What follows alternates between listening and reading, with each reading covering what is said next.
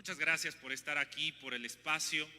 Este taller está dividido en 3 módulos. Hoy vamos a tener el primer módulo. El que quiera continuar con los módulos, les pido por favor que se inscriban en el Classroom. Va a estar apareciendo en pantalla o las estructuras, les vamos a pasar la información para que se inscriban en ese Classroom y tomen el módulo 2 y el módulo 3. Estamos también en vías en ese proceso de que también este módulo, que va a contar de 30 horas, tenga un valor, aunque digamos que después cuestionaremos eso, que tenga un valor ante USICAM. Todavía no lo logramos, estamos en ese proceso administrativo, pero esperemos que se logre, para que tengan esa motivación de tomar el taller. Bueno, entonces este va a ser el primer módulo. Este módulo es el preámbulo para llegar a entender lo que es la nueva familia de libros de texto. Por favor, la presentación en la diapositiva va 1, ¿no? Son 10 diapositivas, también la presentación estará en el Classroom para que puedan, aparte que hay otros materiales, para que puedan ir viéndolos. Voy a tratar de vincularme con lo que pasó en la sesión anterior de esta cuestión de codiseño, porque este primer módulo va a centrarse en la cuestión de cómo hacer el programa analítico. No podemos llegar a los libros de texto a usar los materiales del libro de texto si no teorizamos y llevamos a la práctica el diseño de nuestro programa analítico. Así que este primer módulo se va a centrar en eso. ¿Qué es la nueva escuela mexicana? Nos vamos a la anterior, esta todavía no. ¿Qué es la? Debe de haber una más. ¿Sí? Adelante. Sí, esa está bien. Pensé que había dejado otra. ¿Qué es la nueva escuela mexicana? ¿Cómo funciona el plan de estudios? ¿De dónde venimos? ¿Hacia dónde vamos? ¿Cuál es la expectativa? Y me uno hacia la plática anterior en la cuestión de evaluación. Dejaron ahí una pregunta que para todos está, bueno, ¿y cómo vamos a evaluar? ¿No? ¿Qué va a pasar en el proceso de evaluación? Se lo dejaron a los normalistas preguntándoles. En la cuestión de este codiseño que están haciendo de cada uno de los planes y programas diseñados desde las normales, ¿cuáles serán los mecanismos de evaluación de que esto va por buen camino? Y los que se dediquen a evaluación o los que se dediquen exclusivamente al ámbito de la educación, sabemos que es un tema muy delicado, porque podemos ver la evaluación desde diferentes perspectivas y hay que quitarnos ciertos prejuicios. La nueva escuela mexicana implica quitarse esos prejuicios. Si nuestra intención es solo la certificación, es simular un estatus de progreso en el modelo educativo, vamos por mal camino. ¿A qué me refiero?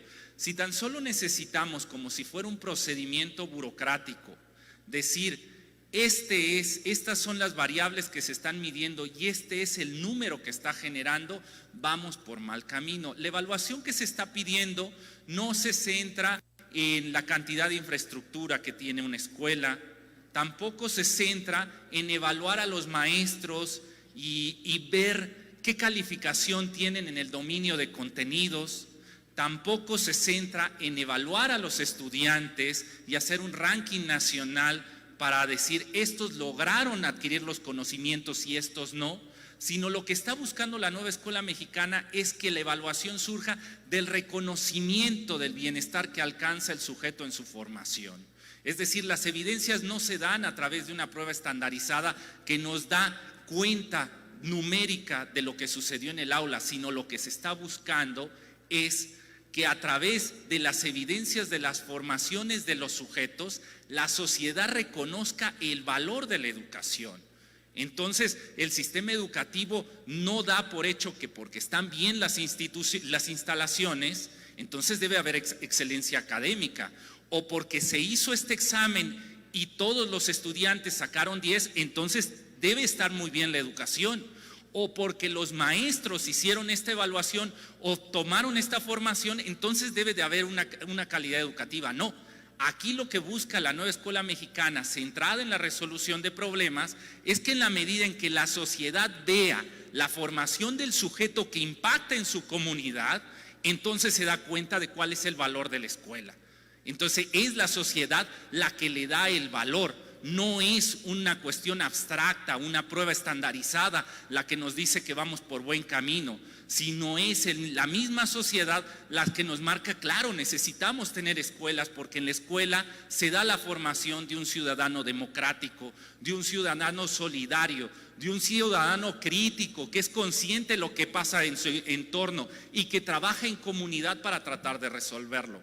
En esta diapositiva que están viendo en pantalla ven enfrentados los dos modelos.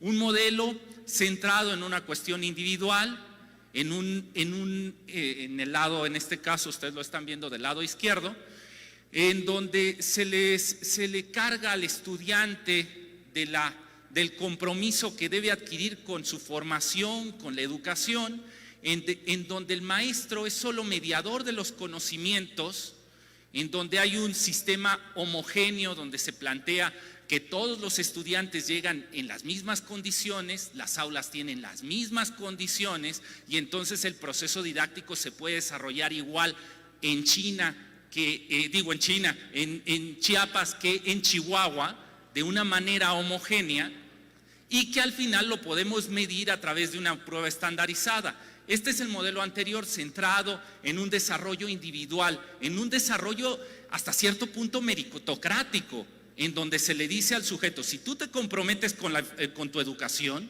y alcanzas a dominar los contenidos y te certificas, es muy probable que logres la calidad educativa, la excelencia y el bienestar medido en una cuestión individual, ¿no? En cambio, el otro modelo que se está planteando, en donde se coloca la comunidad en el centro, lo que implica es, primero, se debe hacer un análisis del momento histórico que está viviendo el sujeto.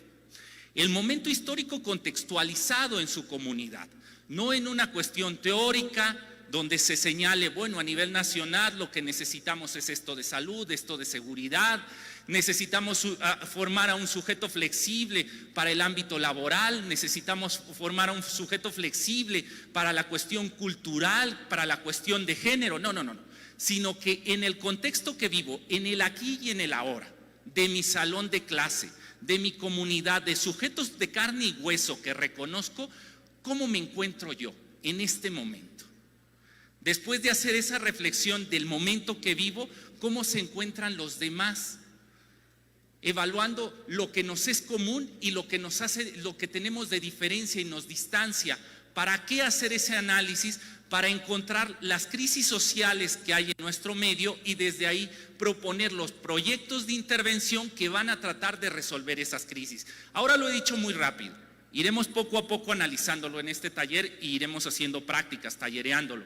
Entonces, como ven, en este modelo, ahí tienen algunos rasgos, se centra en una cuestión, en un paradigma humanista, donde el profesor no es un mediador de la información, sino es un sujeto activo que reconoce el momento histórico de su aula y que sirve como un detonador para los debates al interior del aula, para ese reconocimiento crítico que harán los sujetos, que sirve también como un detonador de las decisiones que van a tomar al interior del aula para transformar la realidad de los sujetos y transformar también el medio en que se rodean.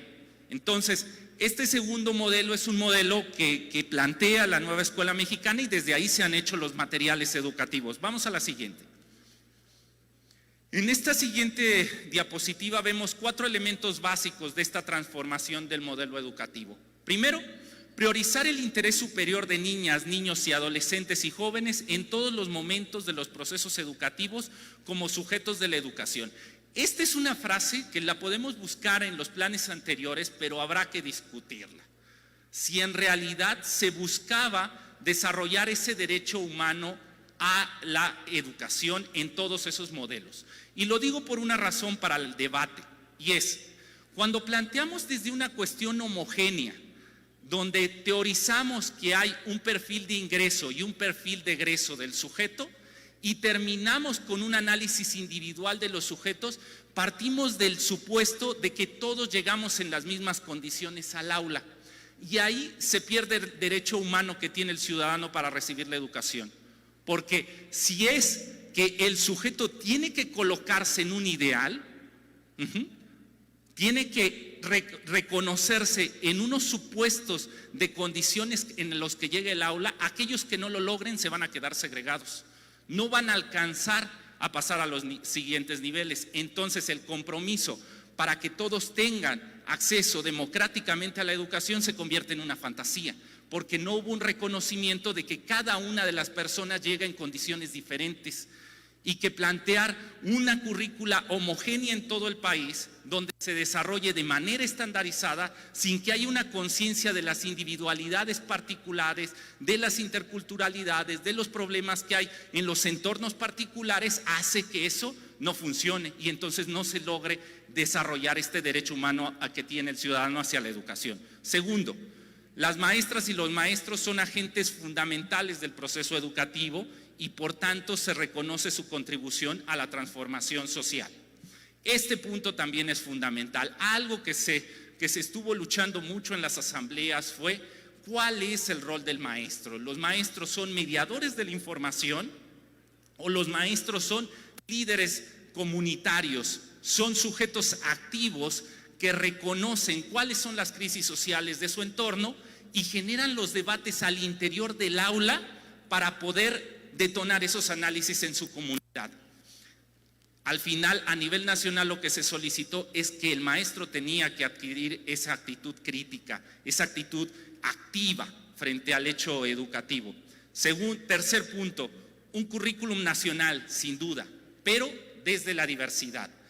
De ahí que se divida en un programa sintético donde están los contenidos de manera general, los contenidos base de los diferentes campos formativos, pero que en un codiseño con la actitud activa del maestro se aterrizan en cada una de las particularidades del aula, se contextualizan a través de un programa analítico. Entonces llegamos a la conclusión de que esto es un currículum nacional, sí, pero que atiende a la diversidad, que no se centra de una manera homogénea en todas las aulas, sino que se aterriza con el trabajo de codiseño curricular, que ahorita hablaremos de él.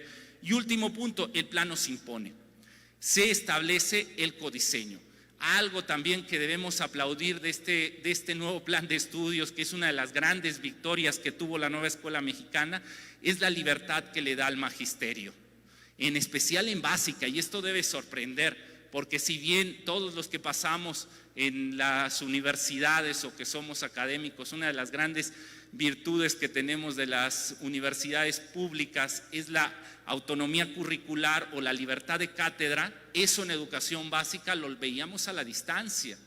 Yo fui profesor de secundaria por algunos años, profesor de preparatoria también muchos años, 8 años de servicio en educación media, y sabíamos que teníamos una currícula, supervisores, directores que acotaban la libertad del maestro, y luego una currícula centrada en una cuestión de dominio de contenidos en donde el maestro se convertía solo en mediador de la información. Bueno, pues hoy tenemos una currícula que no se impone, sino que se dialoga, se debate en cada uno de los espacios y ahora veremos cómo.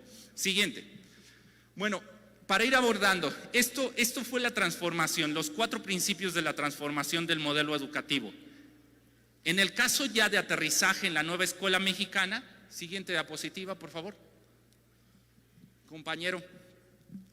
Entonces, ¿cómo se aterrizan estos 4? Primero, pues la cuestión de la dignidad humana y el derecho de la educación, como se los decía, un derecho real, no solamente retórico, sino que en realidad se reconozcan las diversidades. Segundo, y esto es también un gran avance en esto, el bienestar y el buen trato implican el reconocimiento y derecho a estar bien. ¿Por qué no? Ya José Martí había hablado de la pedagogía del amor. ¿Por qué no plantear la educación no desde un plano de la evaluación, de un plano estandarizado, de un plano frío, de un plano gerencial, donde se vean a los alumnos como un producto, como una matrícula, al profesor como un número, como un contrato, al espacio del aula como si fuera una especie de línea de trabajo donde entran unos insumos, salen unos productos en un tiempo, todo planeado de manera gerencial para tener una productividad? No, en este caso no va en ese sentido, no se va a una certificación en masa, no se va a la producción de un capital humano, sino se va a la formación de un ciudadano solidario que entiende que la educación implica la formación de un sujeto feliz, de un sujeto que reconoce al otro, que reconoce la identidad del otro y que no intenta desde su hegemonía tratar de desvincularlo o silenciarlo, sino que entra en diálogo con él. Y en el reconocimiento del otro y del valor del otro empieza el trabajo comunitario para ya no solo buscar mi felicidad, sino la felicidad comunitaria, con la base de que yo no puedo estar bien si el resto está mal. Entonces, esto es algo fundamental del plan de estudios, de que no es solamente la escuela se convierte en el espacio de adquisición de conocimientos, en el gran digamos, museo, en el gran repositorio donde está el conocimiento de la humanidad. No, la escuela se convierte en un espacio de formación de un sujeto democrático, demodiverso, que reconoce al otro y que busca de manera solidaria el bienestar común. Tercer punto, el papel fundamental de las maestras y los maestros, como se lo imaginarán, los sujetos de manera aislada, y aquí se ha teorizado mucho, algunos dirán, esto es pedagogía activa lo que están haciendo, sí, sin duda, esto es pedagogía crítica, sin duda. O sea, no hay miedo en decir cuáles son los marcos teóricos de todo esto, y no hay miedo de decir que sin duda están atrás todos los desarrollos pedagógicos que se hicieron desde los años 20 hasta la actualidad en México, con las escuelas rurales, con CONAFE, con telesecundaria, con las escuelas integrales, con las altamiranistas, con el PTEO, con el PTV, con la escuela chapaneca, con la escuela sin muros brasileña. Sin duda están todos esos ideales, pero en todo ello hay un papel fundamental del maestro, porque el estudiante de manera aislada en el pupitre no va a lograr detonar todos los procesos si no hay un maestro a un lado que lo vaya guiando, que lo vaya motivando hacia ciertos caminos. De ahí que el profesor que asume eso de vocación no solo puede estar de manera pasiva a la distancia viendo el compromiso que adquiere el estudiante con su formación, sino debe vincularse para que primero este sujeto que llega de manera aislada como un individuo tenga el reconocimiento del otro, reconozca que forma parte de una comunidad donde no todos somos iguales y no todos llegamos con las mismas condiciones. Ahora iré a ese punto sobre la cuestión de lo común y de lo diverso.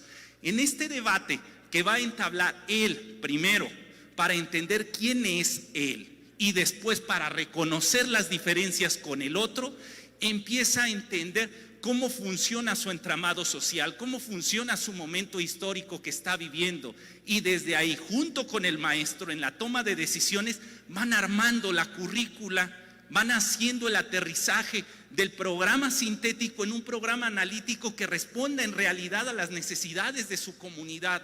¿Para qué? Para generar proyectos que transformen a los sujetos y transformen sus realidades, y entonces la comunidad todos digan, claro, la escuela tiene un valor fundamental, no es solamente un servicio más que se da en la sociedad, sino es un servicio fundamental donde se forma un sujeto democrático, un sujeto solidario. Entonces, es un papel fundamental de las maestras y los maestros en este detonar estos procesos y un reconocimiento de la diversidad. Siguiente. Ya les habíamos platicado al inicio, la nueva familia está dividida en 6 libros. 3 contienen proyectos a desarrollarse en 3 territorios diferentes. Porque esto es algo que el modelo capitalista ha trabajado mucho, la pérdida de los espacios comunitarios en favor de espacios individuales, para que el sujeto de manera individual entre en estos mecanismos de consumo sin tener una mediación, o sea, sin que haya una comunidad que le diga, para un poco. O sea, hay que tomar conciencia de lo que está sucediendo. En la medida en que está el sujeto aislado en una burbuja y está en una búsqueda de poseer, de dominar, de tener, entonces ahí en ese territorio aislado pues toma decisiones de manera autónoma que a veces y en muchos casos perjudican a su comunidad. Entonces lo importante de estos 3 primeros libros es el reconocimiento que la comunidad se tiene que hacer desde el territorio. Ahorita en esta sala vemos, no sé, tal vez 1,500 personas. ¿Estamos en comunidad? Es muy interesante, sucede todos los días en el transporte público en Ciudad de México. Vamos cientos de personas, pero no hacemos comunidad porque entramos en dinámicas individuales. Cada uno va leyendo, va escuchando música, va viendo Facebook, redes sociales, pero no hay un reconocimiento de lo que sucede con los demás. Tanto no hay un reconocimiento que si un compañero, un mexicano, o sea, no estoy hablando de un pueblo extranjero que está entrando en mi país y está violentando mi espacio humano. No, un compañero, un ciudadano, se sienta y siento que está introduciéndome en mi espacio vital, es decir, está violentando mi espacio individual, empieza el castigo, empieza el hágase un lado, ¿no? Me está estorbando. Entonces, ¿qué sucede ahí? Lo que vemos que los territorios comunitarios, los espacios comunitarios los hemos perdido en favor de dinámicas individuales. De ahí la importancia de entender que no vamos a poder hacer comunidad si no se generan territorios donde se fomente la comunidad. Si el territorio fomenta lo individual, seguiremos presos de estas dinámicas de consumo de manera individualista. De ahí que los primeros 3 libros se centran en generar esos territorios comunitarios. Son proyectos de intervención social los que plantean esos libros, hechos por miles de maestros en todo el país. Y aquí me dirán, los que vamos a presentar, los que van a tener en el Classroom, los borradores que son de los de primer grado, ¿cuántos maestros participaron? 1,800 en todo el país para diseñarlos. Dirán, ¿y esos 1,800 de dónde venían? De los 32 estados. ¿Y de qué formación tenían? De todo tipo. Venían desde normalistas, licenciados, de la pedagógica, maestros frente a grupo, maestros jubilados, doctores investigadores de universidades, formación ideológica de todo tipo, formación cultural de todo tipo, formación territorial de todo tipo. Porque esto es hacer comunidad. No hacemos comunidad desde los nuestros, sino hacemos comunidad con todos, reconociendo la diversidad, y eso lo verán en esos proyectos. ¿Qué más libros tenemos? Libros de saberes disciplinares, ya lo iremos evaluando en los siguientes módulos. Aquí tan solo es un vistazo general, que ahí tan solo tenemos recuperados los saberes generales para desarrollar esos proyectos. Un libro de múltiples lenguajes, que son proyectos de artes. Y por último, un libro para la maestra y el maestro, que creo que es el que más les va a gustar, donde nos enseñan, donde nos dan tips para poder hacer nuestro codiseño curricular, pasar de un programa analítico, un programa sintético a un programa analítico, y hacer el trabajo de planeación al interior del aula para que afloren estas situaciones. Pero vayamos a lo que va a tocar en este taller. Este ha sido el preámbulo. Siguiente diapositiva. Programas sintéticos, ya han escuchado hablar de ellos. ¿Qué es un programa sintético? Disculpen la errata. Es un programa dialógico en el que se entiende por síntesis un reordenamiento y una ordenación. Importante la cuestión del desarrollo dialógico en los contenidos que están. Algo que debemos reconocer son las cuestiones de hegemonías de los saberes. Tenemos saberes de primer orden, o esto nos han hecho creer a todos que hay saberes de primer orden y saberes de segundo orden. Tanto que pongo algo práctico, el área o la asignatura, ya no son asignaturas, pero pensar en el modelo anterior, de lenguaje y comunicaciones o pensamiento matemático, son saberes de tal hegemonía que ellos sí deben de tener 1 hora al día, mientras que la cuestión artística o la cuestión física solo 1 hora a la semana. Entonces no todos los saberes son iguales. Y esto les va a molestar a algunos, puede ser, ¿no? Habrá otros que digan si tiene razón. Cuando uno se acerca a una biblioteca y toma una enciclopedia, para hablar de estas hegemonías de los saberes, toma una enciclopedia que tiene reunido todo el conocimiento científico que ha desarrollado la humanidad y se pregunta, ¿quién fue el que definió estos contenidos? ¿Fue un duranguense? O sea, toman alguno, cualquier contenido que está ahí, cualquier desarrollo científico y se preguntan, ¿quién fue el que detonó estos conocimientos? ¿Quién fue el que desarrolló los procedimientos científicos verificables, sin duda, epistemológicos, para consolidar este saber como un conocimiento universal? ¿Fue un duranguense? ¿Fue alguien de la comunidad tarahumara? No. Y nos damos, bueno, llegamos hasta ciertas discusiones. ¿Fue una mujer? No, y nos damos cuenta que todos esos saberes forman parte de ciertas hegemonías que han hecho que se planteen como saberes universales, mientras que otros han quedado silenciados. Me pregunto yo, en estas comunidades, vamos al Mezquital y vamos con los compañeros Sodam, ¿qué acaso no hay conocimientos desarrollados en esas comunidades para la cuestión de la agricultura, para entender su cosmovisión, para entenderse su comunidad? Nadie ha desarrollado ahí de manera metódica, científica, verificable, procesos de entender el mundo y transformarlo. Dirán sí, ¿y por qué no forman parte de una enciclopedia? Claro, porque son morenos, porque no hablan español, porque son hombres. Y entonces llevamos a unos procesos muy peculiares, donde dependiendo del lugar en donde te encuentras, tienes más posibilidades para hablar que otros. Esto es fundamental de entender, porque ahí nos damos cuenta de cómo vamos a hacer comunidad y de que no solamente lo común es lo importante, sino también reconocer lo diverso. Voy a caminar hacia ese punto. ¿Qué más viene en los programas? Los elementos que contienen y se integran están encaminados en un objeto de conocimiento. Despliegan los elementos y organiza el qué, hasta qué punto y cómo se enseñan y aprenden los objetos de conocimiento. Y por último, son conocimientos no prescriptivos en la medida en que la contextualización se considera y se estructura como procesos de trabajo. Es decir, es solamente un plano abstracto de conocimientos que viene en el programa sintético a la espera del encuentro con el magisterio, donde el maestro toma esos conocimientos, analiza sus contextos y ve cómo los va a aterrizar a sus realidades. ¿Cómo va a hacer ese trabajo? A través de su programa analítico. Vamos hacia él.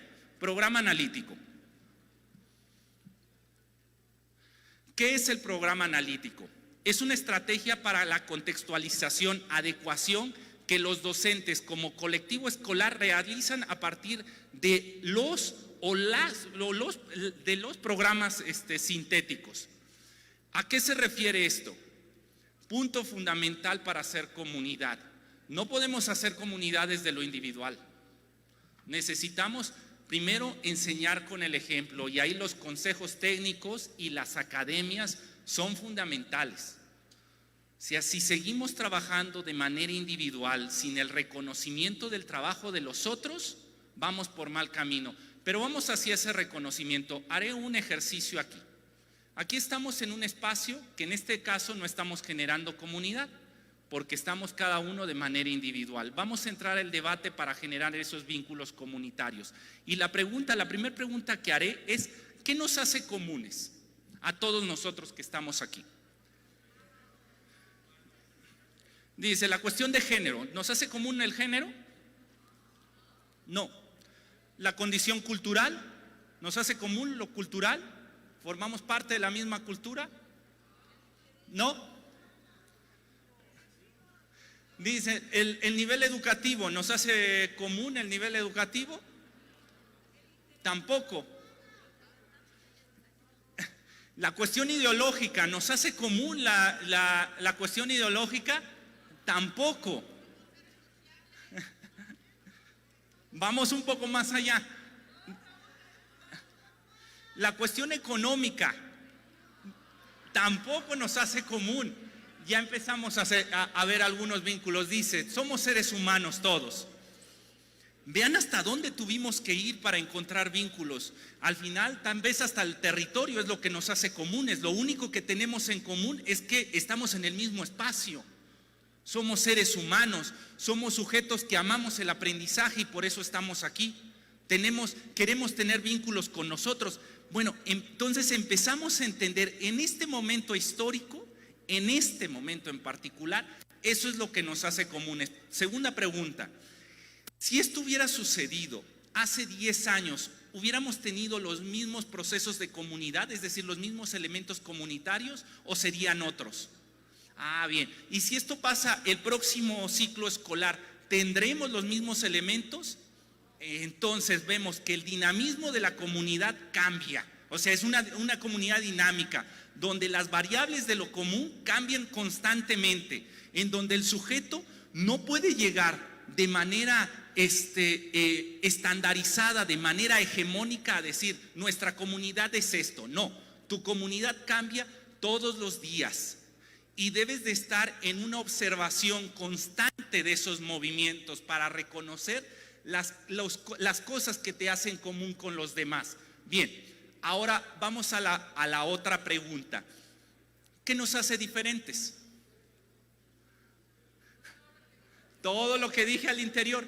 Ahora vamos a hacer un juego de ir graduando esas diferencias. De todo lo que dije anteriormente, ¿qué nos diferencia más? La cuestión económica, dicen unos. Claro, en este caso somos una comunidad de maestros y no todos tenemos las mismas condiciones, y dirán, claro, usted porque es profesor de la UACJ y es un profesor universitario que da en posgrado y no gana lo mismo un profesor de posgrado que un profesor de preescolar o de telesecundaria o de secundaria en multigrado. Entonces, hay unas diferencias ahí tangibles. Bueno, al hacer la gradualidad y decir de todas las diferencias, de todas, lo que más nos diferencia en este caso como ejercicio es lo económico, entonces ahí vemos que aflora la crisis social. O sea, tenemos el reconocimiento, cuál es el problema que nos está distanciando como comunidad.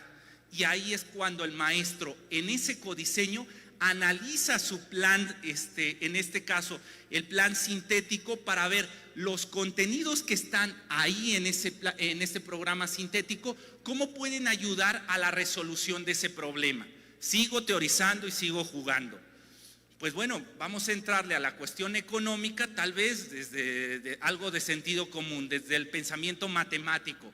Con la estadística podemos hacer un proyecto, empezamos a idear cómo haría un proyecto para entender esta crisis social que nos distancia, que es la cuestión de los salarios económicos. Pues primero, tal vez estoy generando el proyecto, tal vez hacer estadística para ver cuánto ganan los de primaria, los de secundaria, los de preescolar, los de universidad. Después dirán algunos, bueno, pero solo se puede hacer con los conceptos de los contenidos del área de matemáticas, se puede hacer con los de humanidades, por ejemplo, la cuestión del lenguaje. El lenguaje puede participar para diferenciar cómo habla alguien de preescolar o cómo utiliza el discurso a alguien de secundaria, a alguien de universidad también. Entonces vamos viendo que sí hay una situación ahí de cómo aterrizarlo.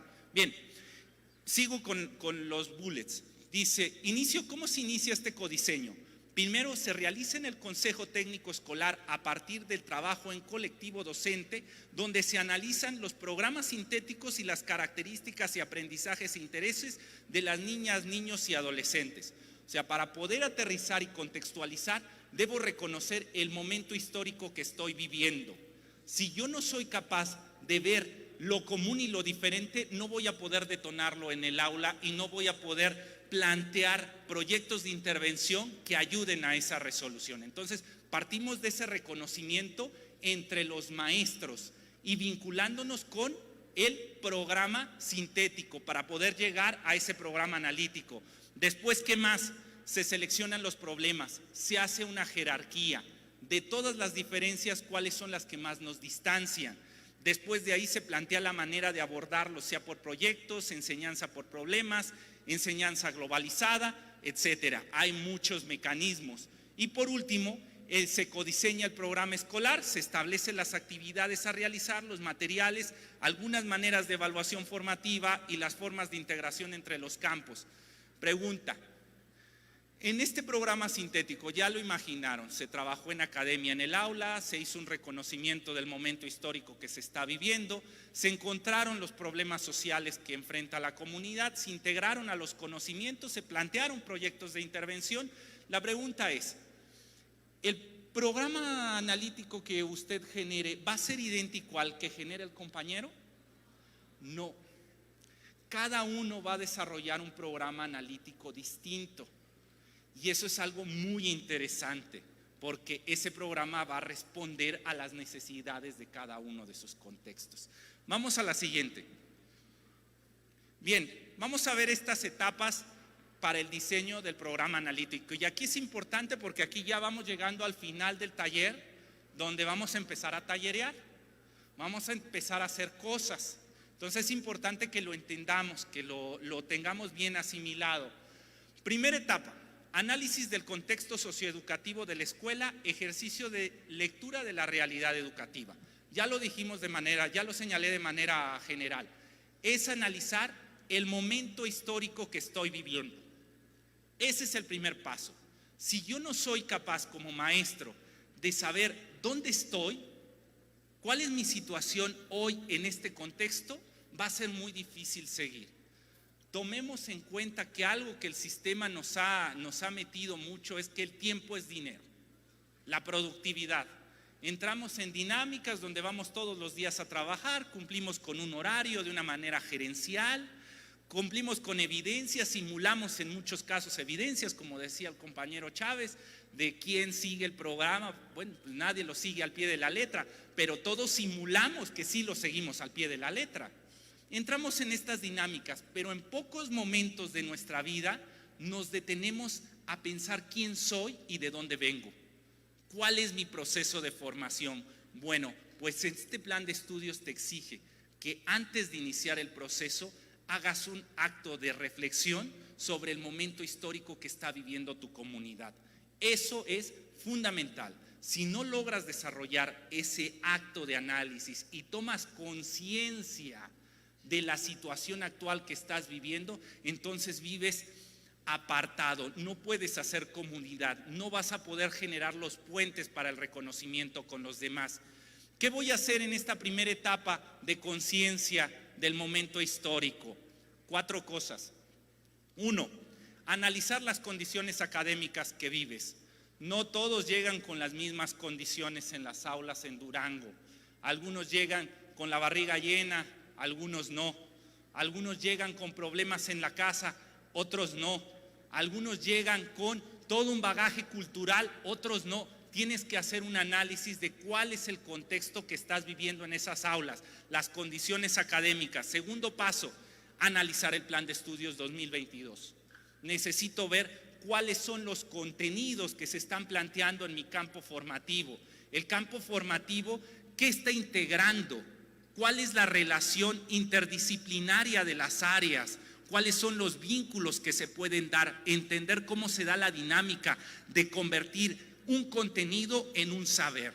Porque no estamos en una cuestión bancaria. Ya les dije, el plan de estudios no es para dominar contenidos, sino es para resolver problemas. Entonces el contenido debe de migrar de una cuestión abstracta a una cuestión vivencial, convirtiendo ese contenido en un saber que el sujeto utiliza en el día a día. Bueno, pues el segundo punto es reconocer en el plan de estudios 2022, en el campo formativo que estoy desarrollando, cómo se integran los contenidos, cómo se da esa dinámica para que no solo sean contenidos, sino se conviertan en saberes en el sujeto. Tercer punto, analizar los programas sintéticos, seguir con ese análisis curricular para después llegar al análisis del contexto donde se ubica la escuela, aterrizarlos ya en una realidad y decir, esto es lo que vamos a tratar de resolver. Etapa 1. Etapa 2. Plano de contextualización, proceso de integración curricular. ¿Qué se van a hacer? 4 cosas. Se analiza la articulación de los contenidos. 2, se selecciona las situaciones, problemas que se busca transformar. 3, se define la forma para abordar esas problemáticas, es decir, se definen los proyectos. Y última, se selecciona del material educativo de los libros de texto cuáles de esos proyectos que ya están planteados en los materiales pueden ayudar a desarrollar el programa analítico que acabas de diseñar.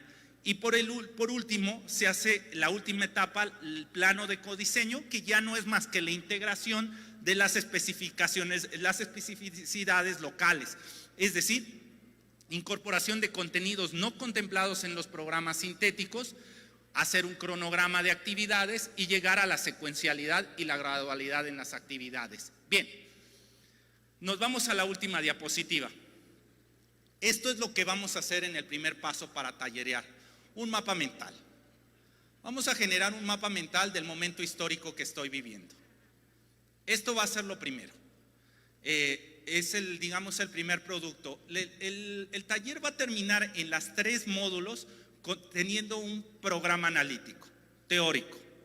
A algunos les servirá de base para lo que venga en los siguientes ciclos escolares, otros solo será un ejercicio, porque esto se tiene que ir debatiendo ciclo tras ciclo y entendiendo que un programa analítico no es una planeación a un año, sino es un programa dinámico que va cambiando según las evidencias que va surgiendo en el aula. Entonces, desde ese dinamismo, eso llegaremos en el módulo 3. En este módulo 1 vamos a pedir un mapa mental que dé cuenta del momento histórico que vives en tu comunidad. ¿Cuáles son las cosas que te hacen común con los otros? Los vínculos que tienes, que puedes ver en los demás. ¿Y cuáles son las diferencias que te distancian? Siempre pensando en el bienestar común, en que vamos a trabajar en comunidad de manera solidaria para resolver las crisis sociales que surgen de las diferencias. Entonces, ¿qué harán? Primero, analizar las condiciones académicas, después analizar el plan de estudios, como lo dije, analizar el programa sintético y analizar el contexto donde se ubica la escuela. ¿Cómo vamos a compartir esto? Sin duda en el Classroom, pero necesitamos generar más comunidad, necesitamos que la gente se entere de los momentos históricos que estamos viviendo, porque esto es fundamental, esta es una toma de conciencias, esto es un hecho casi extraordinario. Los medios de comunicación lo que intentan en este sistema consumista que vivimos es ponernos una venda y decir, todo está bien, no pasa nada, tú cómprate esta nueva televisión, cómprate una Coca-Cola, con esto vas a ser feliz. O sea, no hay una búsqueda de que el sujeto tome conciencia de su realidad, desvíe la mirada de la televisión y vea a su barrio, vea a su hogar y reflexione por qué nos encontramos en este momento, en esta situación. No, todos estos medios lo que intentan es ponernos una venda y que sigamos caminando en este sistema de consumo. Entonces lo que necesitamos es romper con esas vendas, esas barreras, y eso lo haremos en comunidad, mostrando estas realidades con los demás y diciendo, para que los demás se sientan vinculados y quieran participar en estos análisis. Entonces, por poner una red social, esta nos gustó porque es fácil de trabajarla, son textos muy breves, muy visual, es muy, digamos, de dinámicas urbanas, pero bueno, nos puede servir en esta primera etapa. Se crean una cuenta en una red social, en el Classroom también subiremos la evidencia porque estamos intentando hacer comunidad. 2, diseñan un mapa mental donde se reflejen los análisis de esta primera etapa, utilizando un color diferente para cada uno de estas líneas, de estas 4 líneas, y después publican la imagen con los siguientes datos: su nombre propio, el nombre de la escuela y de su comunidad en la que participan, ¿no? Y con eso empezamos la discusión. Vamos a empezar la discusión de cómo se está generando comunidad en los diferentes espacios y viendo los vínculos de lo común con lo diferente. Bien, ahora viene la etapa más entretenida del taller, que es tratar de resolver las múltiples dudas que tengan, tanto de este módulo como de los que siguen. Allá el compañero.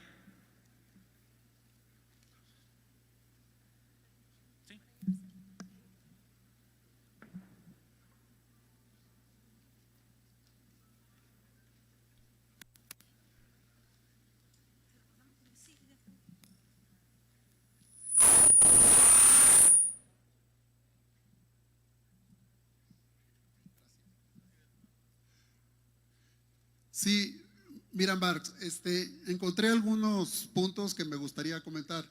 Primero, en la primera diapositiva donde presentas los dos modelos, yo creo que está claro una cuestión siguiente que vale la pena considerar. El primero, que te refieres al 2017, creo que en cuanto a diseño curricular, cabe muy bien en el paradigma tecnocrático, que tiene una característica y que es importante tener bien presente. El conocimiento ya está dado, no se discute. Ese no lo dan y ese no cambia y ese lo van a trabajar así.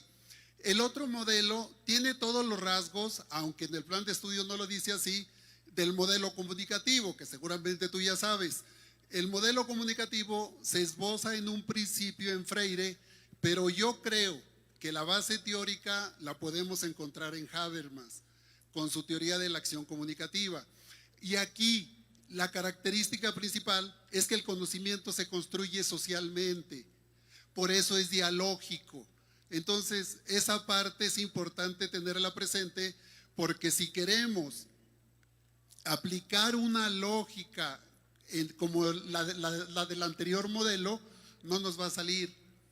Vamos a terminar haciendo lo mismo, pero un poquito matizado de que estamos haciendo el cambio, lo cual no nos va a conducir a ningún lugar.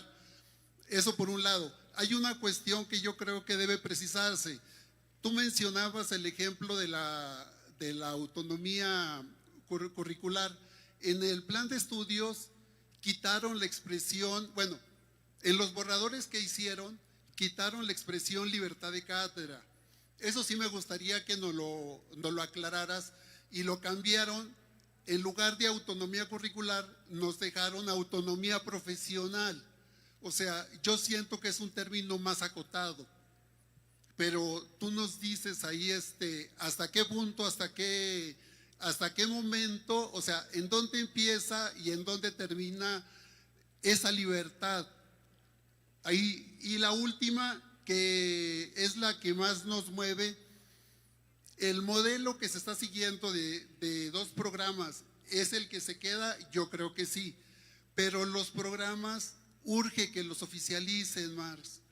Urge que ya nos digan, estos son los oficiales, trabajen sobre estos, porque hay que tener claro, estamos trabajando con programas preliminares, y a estas alturas del partido, si nos van a dar los oficiales en junio y nos meten cambios, pues nos van a echar a perder un trabajo que ya llevamos avanzado. O sea, es urgente que la Secretaría de Educación Pública se ponga de acuerdo, oficialice los programas y nos digan, ok, ahora sí contextualicen sobre estos. Y la última pregunta nada más, ¿qué porcentaje, se ha pensado en un porcentaje como las normales, por ejemplo, de la autonomía que se dispone? ¿Qué porcentaje es el que el maestro puede meter mano? ¿Qué porcentaje es el que se queda o es bateo libre? Ahí cada quien lo que pueda hacer. Esa se me hace muy, muy interesante, porque en las reuniones en las que he participado es lo que más preguntan los maestros: ¿qué tantos cambios, qué tantos agregados le podemos hacer o no hay límite? Yo creo que vale la pena que se defina, si no de manera tajante, sí algún porcentaje en que el maestro puede participar. Gracias. Sí, partimos de esa última pregunta, está buenísima. De esa última pregunta, y es que se vincula con la libertad de cátedra y la autonomía profesional. Entiéndanlo de esta manera. En esta autonomía profesional o en esta libertad de cátedra, el maestro está acotado por un diseño curricular, es decir, hay un programa de estudios que plantea el mínimo que se puede abordar. Después el maestro, al contextualizar esos mínimos, puede llegar hasta donde quiera. ¿Dónde? Pues acotado al ciclo escolar, a las horas lectivas. Entonces aquí tendrá que ser un trabajo de codiseño al interior de las academias, porque tendrá que él vincularse con otros maestros para poder hacer vínculos en los proyectos que se generen, porque habrá vínculos, estoy pensando en secundaria en particular, pero también en educación primaria con otros agentes culturales, como lo pueden ser los directivos, los bibliotecarios, los mediadores de lectura, donde puedan hacer vínculo de currículas diferentes, ya no solamente en una cuestión monogrado del ciclo de primer grado, sino vinculándose a proyectos que se desarrollen en otros grados, y entonces hacer un trabajo de academia, un trabajo de consejo técnico educativo, donde puedan generarse esos lazos y hacer una planeación. Entonces, en esta cuestión de la libertad de cátedra, de la autonomía profesional, ¿por qué se cambia de libertad de cátedra a autonomía profesional? Bueno, para darle un poco de identidad en el plan de estudios hacia educación básica. Y porque era importante reconocer al maestro como un profesional, al docente como un profesional en la cuestión educativa, no como un mediador. Entonces, en la cuestión de catedrático se plantea una hegemonía del saber, que es lo primero que mencionabas. Es un sujeto que se asume como alguien que domina un contenido y que el otro de manera pasiva lo va a recibir, lo va a dominar en su ser, ¿no?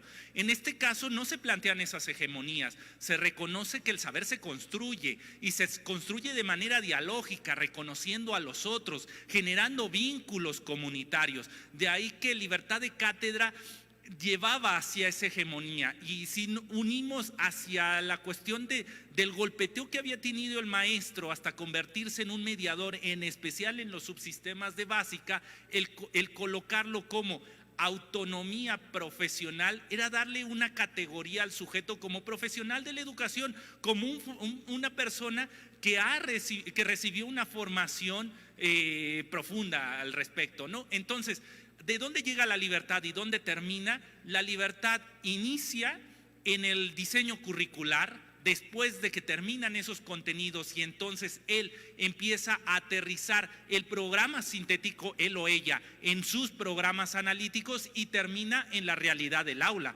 Algunos dirán, claro, yo quisiera entrar la cuestión de violencia de género, por poner una cosa que nos distancia, pero no están las condiciones. O sea, vivo en un municipio muy conservador, y aunque yo tengo esta problemática, es algo que desde esta aula en particular no se va a poder resolver. No hay manera. O la cuestión económica, las distancias que hay entre clases, porque vivimos en una zona rural, sí se puede hacer una conciencia de la situación económica, la situación de clase que vivimos, pero va a ser muy difícil la resolución, y el maestro decide, no le voy a entrar. O sea, sí reconozco que existe esta diferencia y pudiera generar proyectos hacia allá para aterrizar estos contenidos, pero no lo veo pertinente. Veo más pertinente para mi comunidad, para la toma de conciencias, y toma una decisión el maestro y se va por este camino. Entonces, sí, esa libertad debe entenderse como eso, en ese aterrizaje de los contenidos que estará acotado a las posibilidades reales de su aula. Y si dice, no están las condiciones sociales, no está la infraestructura para llegar ahí, o no hay los tiempos suficientes en el ciclo escolar, deberá tomar una decisión para decir por aquí no y sí por acá, ¿no? Entonces, siempre desde la confianza que esto debe quedar claro entre todos nosotros, que todos somos profesionales de la educación. Y si bien hay personas que se han ido profesionalizando a lo largo de los años, aquí no debe de haber hegemonías de saberes. Aquí todos participamos en comunidad y todos tenemos el derecho y la obligación de participar en un plan horizontal de la construcción de conocimientos comunitarios, porque no hay verdades absolutas que respondan a los problemas sociales que estamos viviendo. Son respuestas que debemos encontrar cada uno de nosotros en lo individual y en lo colectivo, de manera dinámica y dialógica. ¿Quién más se anima? Buenas tardes. ¿Dónde está, compañera? Compañera. Muy buenas tardes, soy Claudia Monreal Mijares, del sector 02 de preescolar estatal. Le mando saludos a todo mi sector, por aquí están los directivos y a los colectivos que están de manera virtual. A mí me preocupa mucho una situación. Cuando hablamos de diversidad, solemos quedarnos en reconocer la diversidad funcional motriz, la intelectual, la psicológica, incluso la étnica, pero creo que el tratamiento, incluso el reconocimiento de la diversidad étnica, lo hacemos todavía desde la multiculturalidad y no desde la interculturalidad crítica. Ahí todavía nos falta dar ese paso. Es decir, hay que reconocer que sobre esas cosmovisiones hay relaciones asimétricas de poder que pesan y que llegan al aula, y eso es el paso que nos falta reconocer. Pero además creo que hay diversidades invisibilizadas que nos estamos negando a ver, y me preocupa porque cuando desarrollemos este programa analítico, si no nos hemos quitado esos velos impuestos por el capitalismo, no los vamos a reconocer. Entonces, estas diversidades invisibilizadas, por ejemplo, son las diversidades sexuales.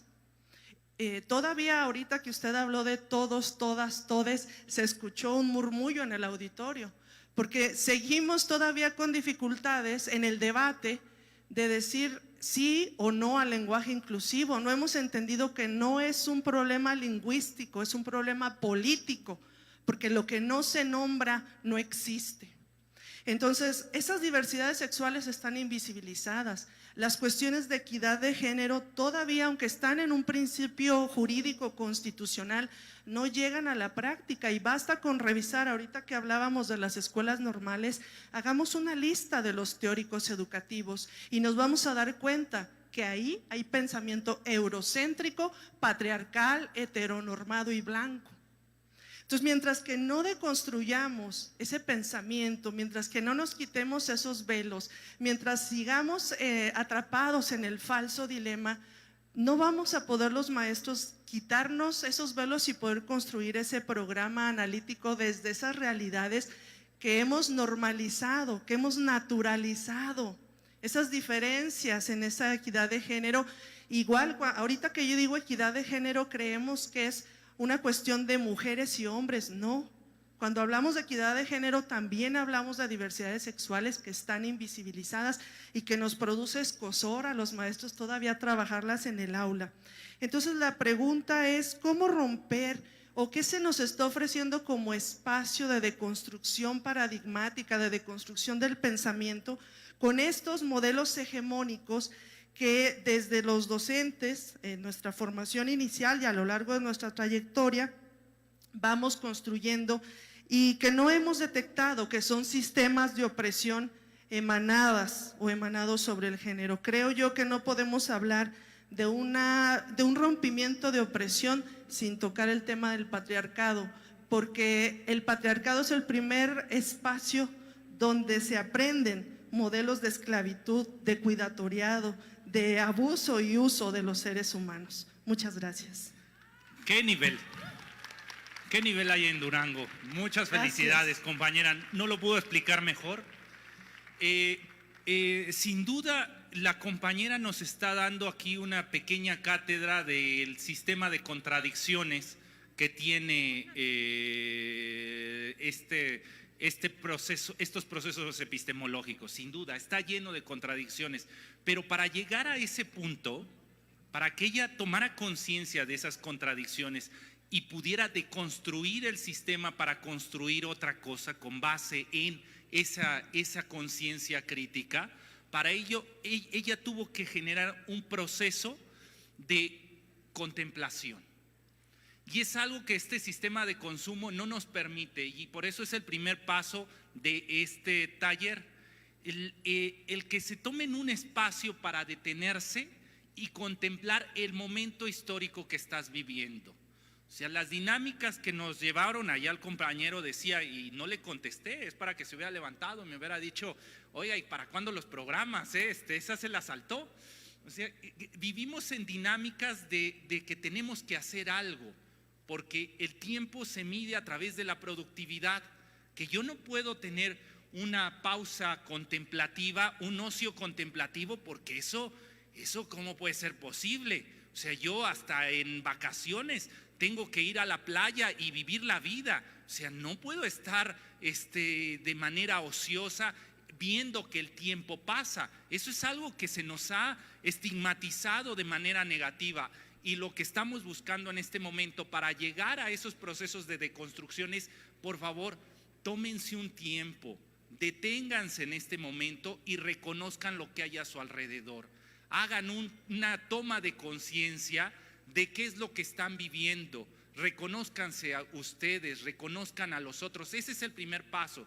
Si sigues con estas dinámicas, y no por cuestionarlo, compañero, porque la respuesta es clara, ya estará a punto, la Secretaría ya en sus tiempos burocráticos ya sacarán el programa en estas semanas para que sigan avanzando, pero creo que los demás dicen, el programa sintético no va a ser el problema ya lo tenemos resuelto en el plan de estudios, porque nos dicen el modelo educativo. El programa tan solo va a venir una serie de contenidos que van a ser los mínimos que se deban contextualizar, pero esos contenidos son hasta cierto punto de sentido común.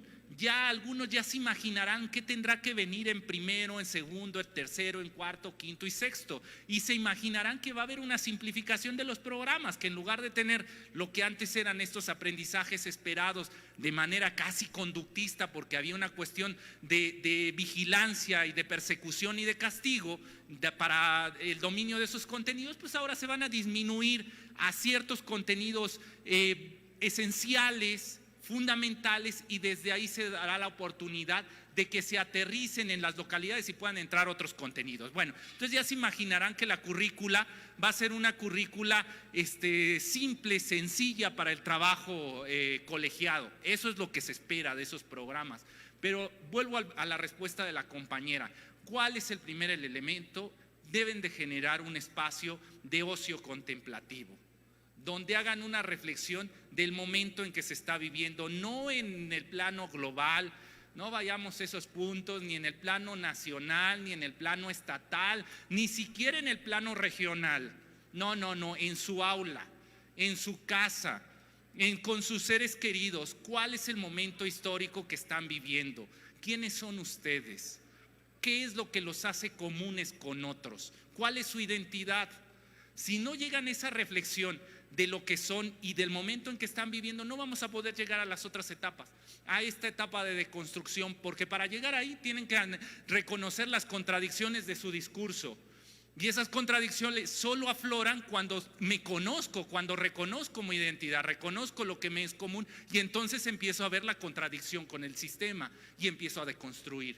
Y empiezo a ver los puntos frágiles de este sistema que aparentemente tiene verdades para todo.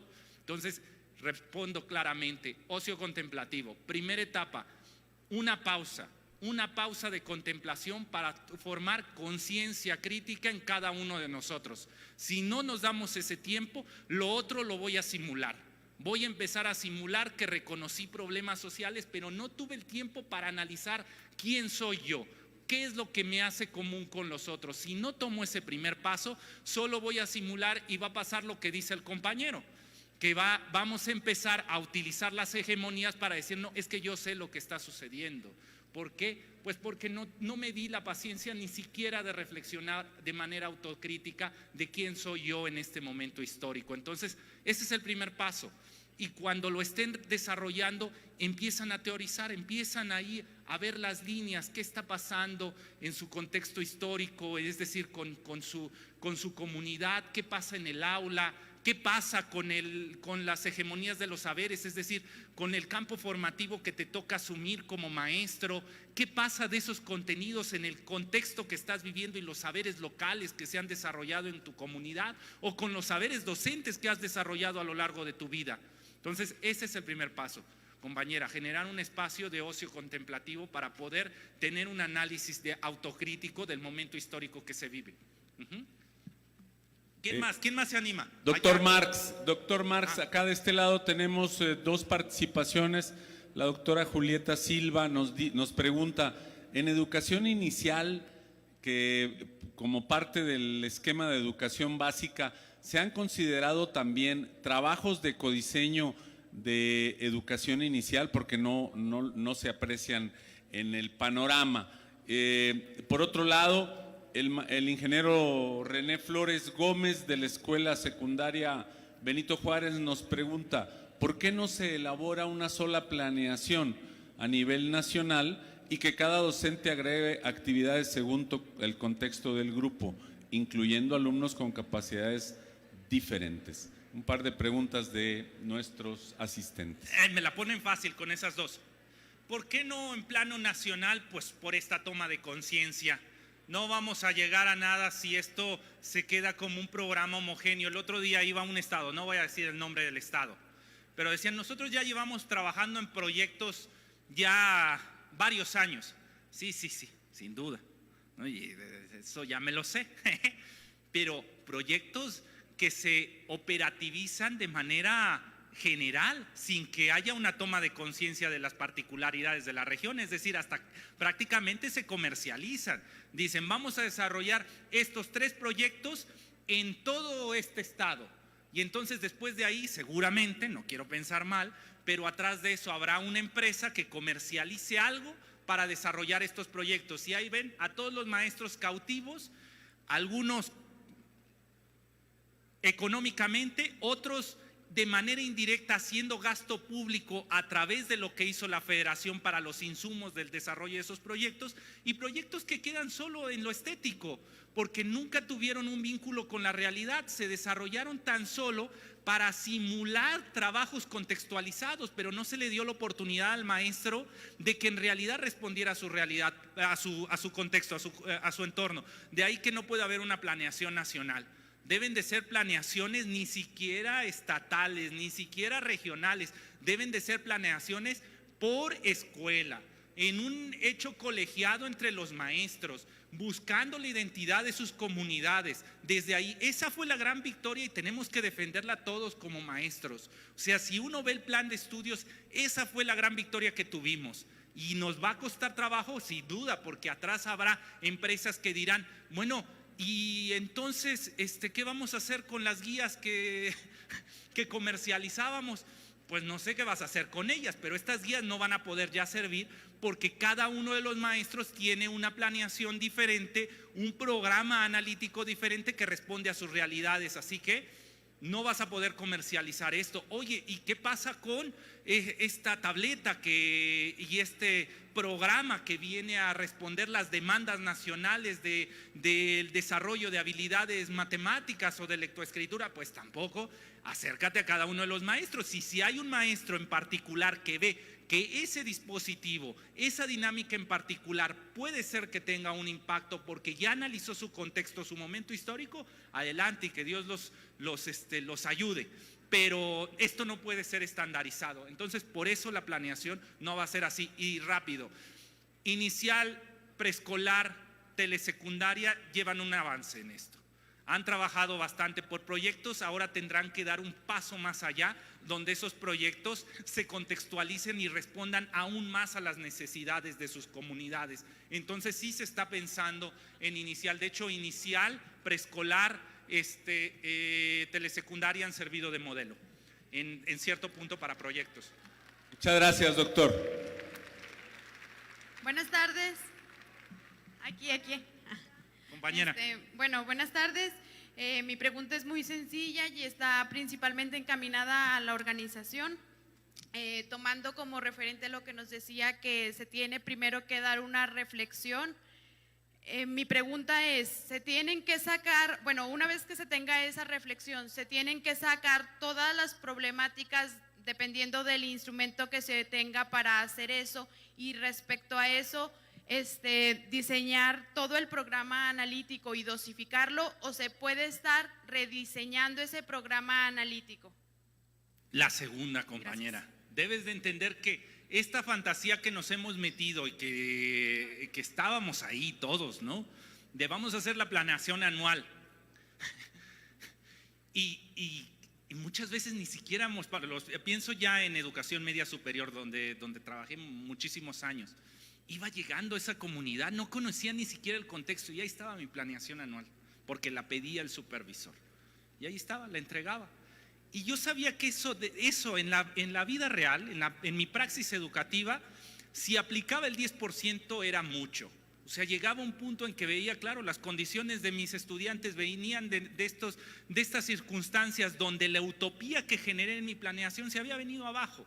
Entonces, de ahí que, compañeras, son estrategias, debe de ser de una manera estratégica donde no es un modelo cerrado, sino se dinamiza con la práctica diaria. Entonces vas dando líneas generales vas trabajando en cuestiones que puedan dinamizar otras cosas, pero en el día a día vas aterrizando y vas cambiando esa estrategia que diseñaste al inicio. Entonces, el segundo modelo. Sí, aquí y allá. Vamos cerrando con las últimas participaciones, por favor. ¿Les parece 3 más? Va. 3 más. Compañera. Buenas tardes, mi nombre es Marisela Soto Montoya, supervisora de la zona escolar número 2 de secundarias generales. Esta propuesta curricular es muy bondadosa. Yo creo que toda propuesta es importante porque viene a fortalecer nuestras prácticas, tanto docentes como directivas. Me llama la atención, doctora Arriaga, que usted menciona o hace una analogía o un versus, ¿verdad? Un maestro mediador con un maestro profesional. Yo creo que es cuestión de semántica desde mi punto de vista, porque un maestro mediador es un maestro profesional también. Y un maestro mediador permite en las aulas que los alumnos vayan construyendo su aprendizaje. Yo creo que los planes 2017 tuvieron también muchas bondades, ¿verdad? Con los aprendizajes claves. Gracias. Y le sacamos el mayor de los partidos. Más que conductista, como usted lo menciona, yo creo que se le permitió también al maestro esa libertad de cátedra. Y en aquel currículum oculto, que sabemos todos, le sacamos el mayor de los provechos. ¿A qué voy, doctora Arriaga? Que ni lo anterior es malo, ni lo bueno es tan bueno. Es decir, yo creo que lo que nos ha fallado es el seguimiento en los procesos.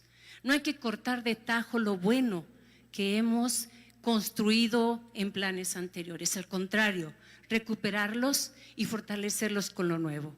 Eso nos va a permitir potenciar las habilidades de los docentes, pero sobre todo lo que nos debemos, que nuestros alumnos aprendan. Gracias. Doctor. Allá el compañero. Sí, no, coincido con usted, compañera, ¿no? Y todo lo que plantea es una provocación para que entren en el debate, entren en el análisis del momento que estamos viviendo. Y claro, entiendo lo que usted me dice y sí, sin duda, lo comparto. Pero creo que muchos de nosotros, no sé si todos, porque forma parte del debate, nos damos cuenta que sí hay que hacer un cambio en el modelo educativo. Que no, la compañera lo explicaba mejor que yo, que sí hay cosas, contradicciones que son evidentes, que no están dando el resultado que en teoría se debería dar, que esos perfiles de egreso que estamos generando no están desarrollando lo que se esperaba en el contexto social, que no son sujetos felices, con el subjetivismo que ello implica. Entonces, desde ahí ver la oportunidad de decir, bueno, ¿y por qué no nos planteamos un mundo diferente? Se vale, o sea, creo que no pasa nada. El reflexionar y claro, buscar esa resistencia, buscar maneras de generar vínculos para decir no hay que hacer un cambio radical, esto también se vale, pero creo que es un buen momento en esta práctica de contemplación de la situación en la que nos encontramos, ver qué en realidad sí está funcionando y qué no. Y lo vemos en las aulas, que son más las cosas que debemos cambiar para que la sociedad tenga la formación de un sujeto crítico que las otras. Entonces, ahí lo dejo, creo que esto debemos de seguir el debate y un debate permanente. Compañero. Sí, buenas tardes. Mi nombre es Armando Gallardo Flores, supervisor de la zona 37, sector 4 del norte de Durango. Primeramente, comentar, soy un convencido de esta propuesta curricular, estoy encantado con todo el diseño, ya le di una revisada, sin embargo también creo que es importante y estoy seguro de que si el maestro frente al grupo desconoce el origen epistemológico de esta propuesta, de este nuevo plan, no se va a apropiar de este modelo. Debe conocer algo, aunque sea lo más básico, los principios generales centrales de las epistemologías del sur, de la pedagogía crítica y de la pedagogía de la colonialidad. Hasta entonces el maestro, cuando conozca, como me pasó a mí, se va a enamorar de esta propuesta curricular. Eso por un lado. Por otro, ya revisando los programas, quise intentar llegar a elaborar algunos proyectos, algunas preguntas generadoras o algunos temas de investigación sobre los contenidos. Tengo allí alguna duda entre el analítico y el sintético. Viene aquí el programa analítico, viene por ejemplo en el campo formativo de lenguajes, viene una descripción del campo, enseguida viene el contenido, luego los diálogos y la progresiones de aprendizaje. Hasta ahí llega el programa sintético. La pregunta es, creo que los diálogos en la última versión ya no existen. No sé. Y si es así, si no es así, los diálogos ¿qué representan? Yo lo veo como un subcontenido, como un contenido, digamos, más específico, puede ser. La otra pregunta es, en el programa sintético, que aquí encontré también ya algunos ejemplos, perdón, en el programa analítico, que ya encuentro por fases, ya lo estuve revisando, viene, además de todo lo que contiene el sintético, vienen las orientaciones didácticas, que son las actividades y sugerencias de evaluación. La pregunta es, ¿por qué vienen ya en línea esos programas analíticos si se supone que nosotros los vamos a elaborar? ¿O es un ejemplo, una muestra, o nos van a servir para ahí partir para el nuestro? No, eso es la resistencia de la Secretaría de Educación Pública a la transformación. O sea, sí, es difícil para una institución que está acostumbrada a tener el poder, hacer una currícula donde estaban los usos y costumbres, planteaban pues tener unos lineamientos marcados de cómo se va a desarrollar el proceso didáctico. Cuando se planteó o se desarrollaba en el plan de estudios que eso debía quedar en manos de los maestros, pues les costó trabajo, ¿no? Entonces, por eso en estos nuevos, en el Consejo Técnico se estuvieron debatiendo programas sintéticos que llegan hasta contenidos, que desaparecen diálogos y desaparece todo lo demás, porque eso es trabajo del maestro, de su codiseño.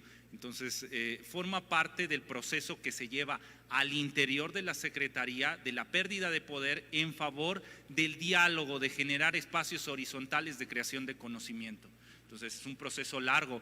Veamos que las instituciones no fueron diseñadas para eso. Las instituciones están diseñadas para mantener un control, para ejercer un poder, y utilizan la represión para lograrlo. Entonces es un proceso decolonial que se está llevando en todos los niveles, tanto en el nivel administrativo para refundar la institución, como en la cultura escolar, para entender que sí hay una hegemonía en los saberes y que sí hay un discurso colonial, pero eso solo se hace desde una reflexión crítica de los sujetos. O sea, no se puede imponer, no se puede decir, abra usted los ojos y vea que sí, que estos saberes fueron generados desde un mundo heterosexual, patriarcal, blanco, europeo.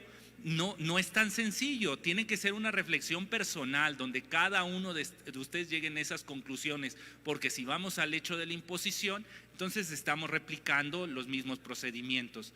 Así que, compañero, lo que usted está viendo ahí no son más que las resistencias al interior de la Secretaría para evitar que una transformación de este calado se dé en educación básica. Entonces es parte de la refundación de las instituciones. Buenas tardes. Janet Vázquez, del sector 1, zona 15. Felicidades por este proyecto y 2 puntos. El primero, que ojalá se pongan candados para que no haya otro cambio o reforma educativa antes de obtener resultados, porque cada gobierno nos trae una nueva reforma educativa y los maestros siempre estamos dispuestos a sacar adelante lo que nos pongan enfrente. Gracias.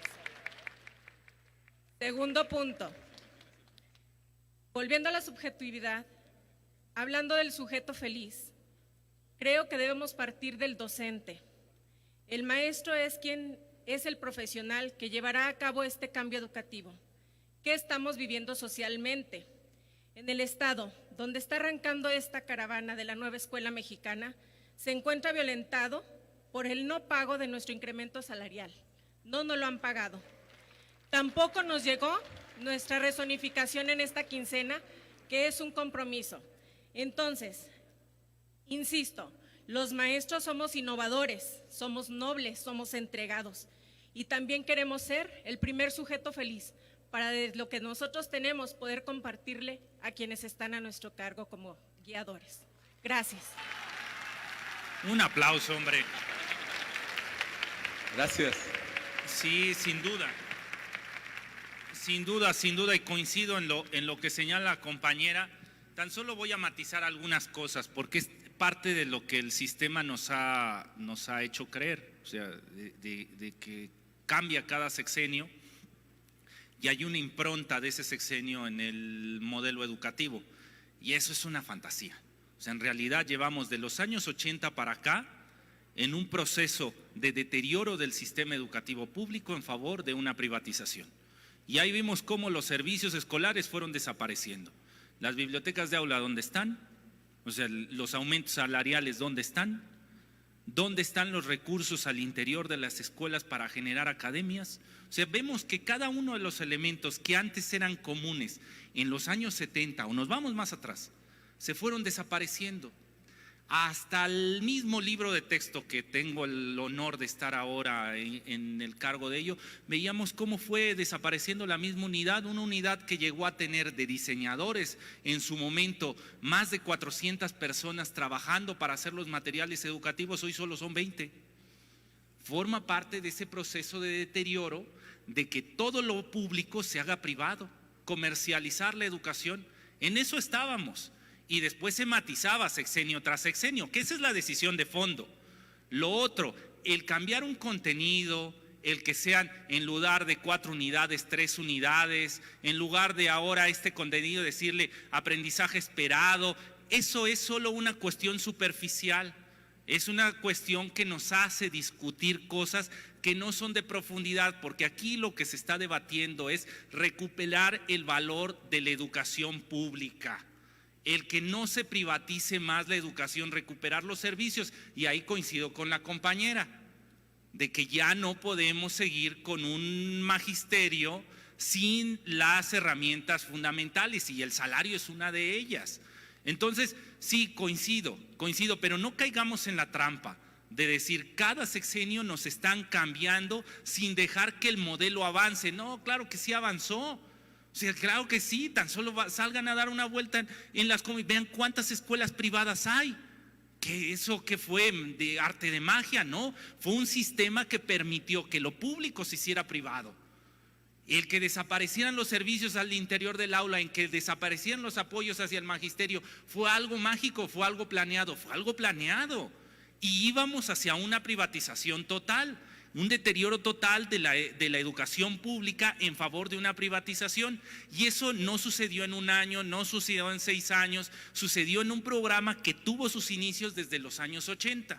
Entonces hay que ver que en ese programa de privatización de la educación pública, eso lo fuimos viviendo y eso es la base de las políticas públicas en los últimos sexenios. Y eso es lo que estamos discutiendo. Lo otro, lo superficial, de meter agendas progresistas y ahora decir, bueno, pues es que es importante la cuestión medioambiental y ahora es importante la cuestión de este tipo de violencia o de este tipo de desarrollo emocional o inteligencia emocional. Y este tipo de temáticas que se van subiendo estado por estado como por modas, eso es superficial. Lo importante, lo que le importaba al sector público en ese momento era cómo logramos generar de la educación un mercado y cómo ese mercado nos iba a beneficiar a unos cuantos, en donde quedábamos todos fuera. Y claro, había un gran miedo hacia ese maestro, porque sin duda es noble, pero el maestro es algo que no dijo la compañera, que es un ente revolucionario, y había un gran miedo a que se levantara y luchara en favor de los derechos que estaba perdiendo. Entonces, esto es una conquista ¡Bravo! hacia este hecho revolucionario del magisterio. Gracias, doctor. Agradecemos con esta última participación al doctor Marx Arriaga Navarro, director general de materiales educativos de la SEP. Agradecemos la dosis de pasión y de compromiso que nos ha venido a contagiar, doctor. La verdad, el magisterio de Durango le agradece que esté con nosotros y que, la verdad, no tenemos una sola pregunta, tenemos muchísimas preguntas más. Nos organizaremos como colectivos para desaprender y aprender a ser cada vez más profesionales de la educación. Gracias, doctor, por estar en Durango.